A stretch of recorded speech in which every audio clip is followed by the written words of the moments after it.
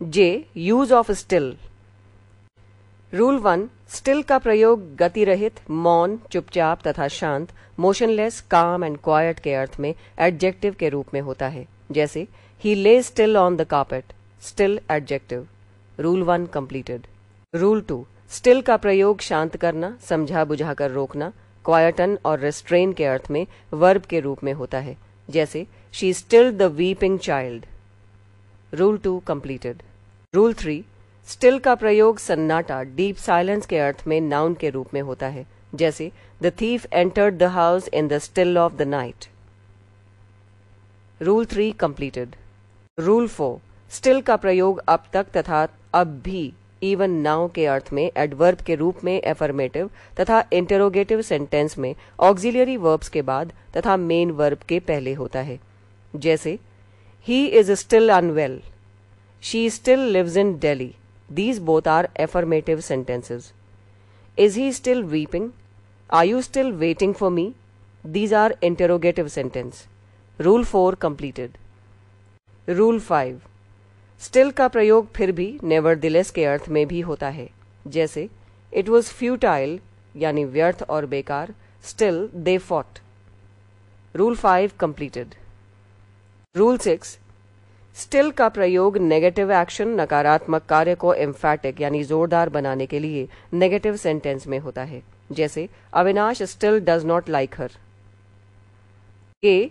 Use of yet. Rule 1, yet का प्रयोग अब तक अर्थात बोलने के समय तक, अप टू द मोमेंट और टाइम ऑफ स्पीकिंग के अर्थ में इंटेरोगेटिव तथा नेगेटिव सेंटेंस में वर्ब के बाद या वर्ब प्लस ऑब्जेक्ट के बाद होता है।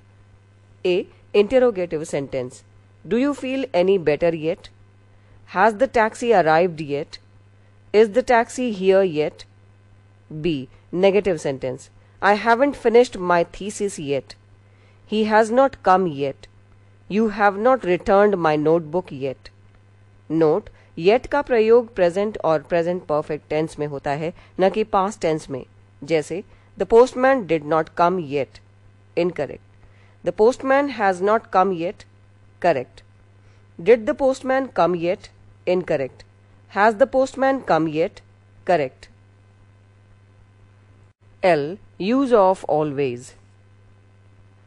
Rule 1, always का प्रयोग all the time, every time, at all times, हमेशा, सदा, सदैव के अर्थ में एडवर्ब के रूप में मेन वर्ब के पहले तथा ऑक्सिलियरी वर्ब्स के बाद होता है।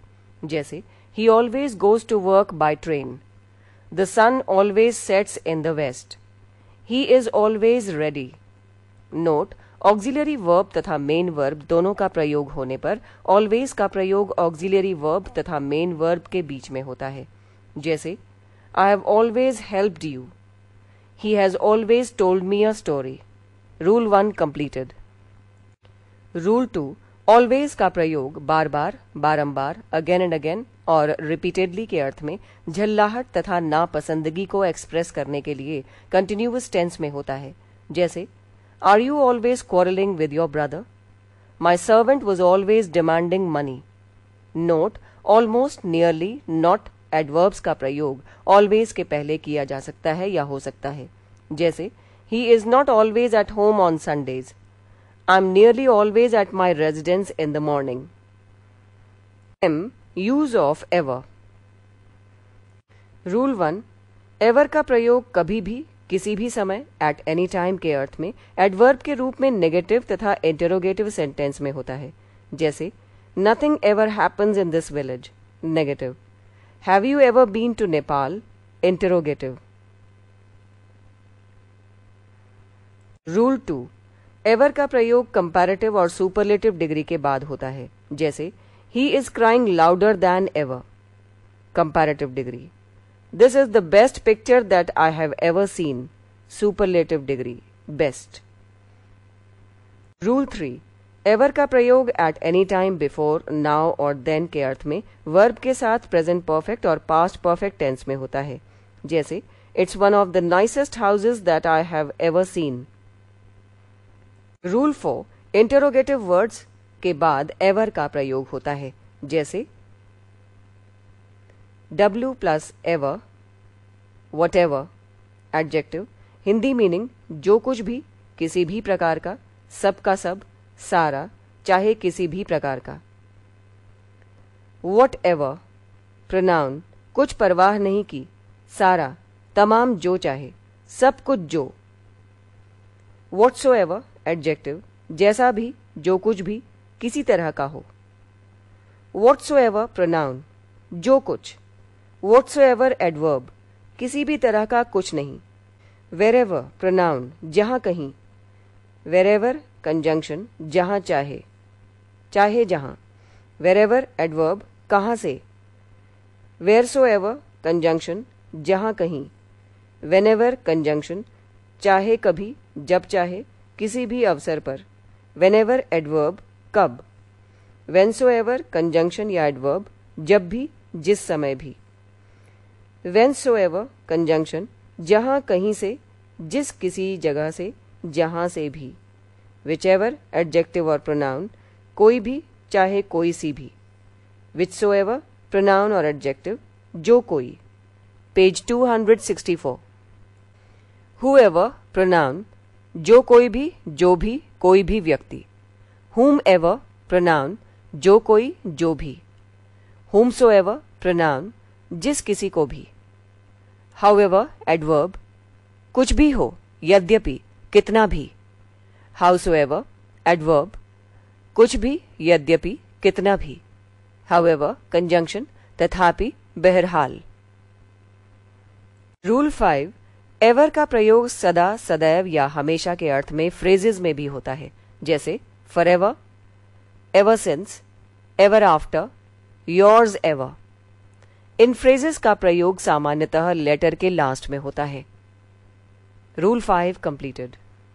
रूल 6 कभी कभी एवर का प्रयोग सदा या सदैव या हमेशा के अर्थ में एडजेक्टिव तथा पार्टिसिपल के साथ होता है, जैसे evergreen trees, his ever open mouth, his ever loving wife, and ever increasing debt. N. Use of ago. Rule 1 अगो का प्रयोग अतीत काल में, पहले, पूर्व, पास्ट, गॉन बाय के अर्थ में एडवर्ब के रूप में पास्ट टेंस में होता है, न कि प्रेजेंट परफेक्ट टेंस में। जैसे I came to Patna exactly 18 years ago, correct.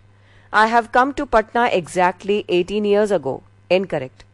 The train left a few minutes ago, correct. The train has left a few minutes ago, incorrect. Note दूसरे शब्दों में टाइम एक्सप्रेसिंग वर्ड्स प्लस अगो का प्रयोग होता है, जैसे he went to Mumbai before 5 years ago, incorrect. He went to Mumbai 5 years ago, correct. The accident happened at 10 years ago, incorrect. The accident happened 10 years ago, incorrect. I came to Delhi in 2 years ago, incorrect. I came to Delhi 2 years ago, correct. I started learning English since 2 years ago, incorrect. I started learning English 2 years ago, correct. इन वाक्यों में time expressing words plus अगो के पहले before, eight, इन तथा since का प्रयोग हुआ है, जो गलत है। अर्थात टाइम एक्सप्रेसिंग वर्ड्स प्लस अगो के पहले प्रपोजिशंस जैसे बिफोर, एट, इन, सिंस एटसेट्रा का प्रयोग नहीं होता है। रूल 2 अगो के बाद दैट का प्रयोग होता है, न कि सिंस का, जैसे it was 5 years ago that my grandfather died, correct. It was 5 years ago since my grandfather died, incorrect. Node first लेकिन अगो का प्रयोग नहीं होने पर सिंस का प्रयोग होता है, न कि दैट का, जैसे it is 5 years since my grandfather died, correct. It is 5 years that my grandfather died, incorrect. अर्थात it plus is plus time expressing words plus since plus clause का प्रयोग होता है। सेकंड, बैक का प्रयोग अगो के अर्थ में या अगो की जगह किया जा सकता है, जैसे I met him some years back, कुछ वर्ष पूर्व उनसे मेरी मुलाकात हुई। ओ use of before. Rule 1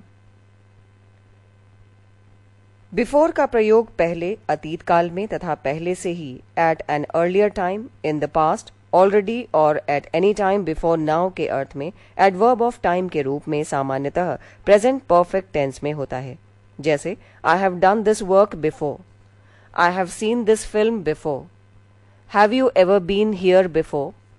rule 1 completed.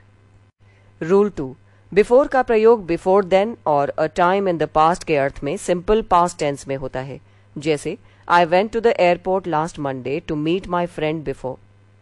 I saw him last Friday in Mumbai and 2 days before in Patna. I never before saw such a dreadful sight. Rule 2 completed.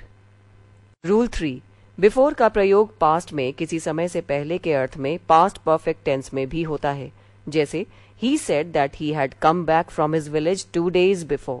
Correct. He said that he had come back from his village 2 days ago. Incorrect. इन वाक्यों में before की जगह अगो का प्रयोग नहीं हो सकता है। Rule 3 completed. रूल 4, बिफोर का प्रयोग उस समय से पूर्व previous to the time when के अर्थ में कंजंक्शन ऑफ टाइम के रूप में दो सेंटेंसेस को जोड़ने के लिए सिंपल प्रेजेंट तथा सिंपल पास्ट टेंस में होता है, जैसे The crops will have dried before the rain falls. The patient had died before the doctor came. You must learn your lesson before you leave the class. Rule 4 completed. Rule 5, before का प्रयोग आगे या पहले earlier than के अर्थ में preposition के रूप में point of time के पहले होता है, जैसे I reached home before 7 o'clock. You must go there before Monday. Rule 5 completed. Rule 6, before का प्रयोग सामने इन फ्रंट ऑफ के अर्थ में preposition के रूप में होता है, जैसे The accused stood before the judge. He stood before me. Rule 6 completed. Rule 7, before का प्रयोग उपस्थिति में इन द प्रेजेंस ऑफ के अर्थ में preposition के रूप में होता है, जैसे He was brought before the teacher. Rule 8, before का प्रयोग विचाराधीन अंडर द कंसिडरेशन के अर्थ में preposition के रूप में होता है, जैसे The case is before the court. Rule 9, before का प्रयोग पहले ahead of के अर्थ में preposition के रूप में होता है, जैसे C comes before D in the alphabet. Note, ago और before में फर्क। प्रेजेंट टाइम में किसी चीज की गिनती करके पास्ट टाइम की ओर जाते हैं तो अगो का प्रयोग होता है, लेकिन पास्ट टाइम के ही किसी बिंदु से पास्ट टाइम के ही किसी दूसरे बिंदु तक गिनती करके जाते हैं तो बिफोर का प्रयोग होता है।